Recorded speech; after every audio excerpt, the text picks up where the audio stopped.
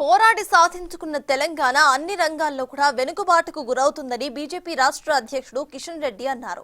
జనగామ జిల్లా కేంద్రంలో మీడియాతో మాట్లాడిన ఆయన తెలంగాణ ఉద్యమకారులు ఇప్పటికైనా అప్రమత్తం కాకపోతే భవిష్యత్తులో తెలంగాణ ప్రమాదకరంగా మారబోతుందని హెచ్చరించారు.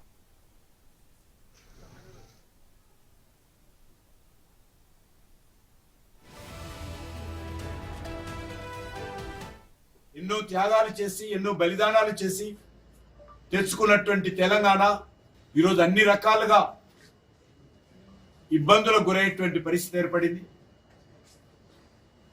కేసీఆర్ పాలనలో 10 ఏళ్ళు, కాంగ్రెస్ పాలనలో 6 నెలల్లో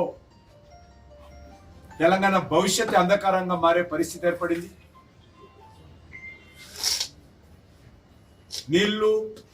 నిధులు నియామకాల పేరుతో వచ్చినటువంటి తెలంగాణ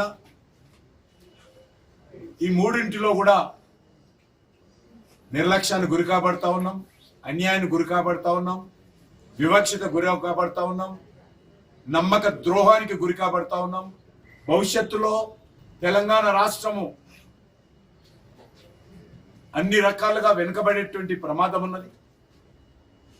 ఈ రాష్ట్రాన్ని రక్షించుకోవాల్సినటువంటి బాధ్యత ప్రతి తెలంగాణ ఉద్యమకారుడి పైన ఉన్నది.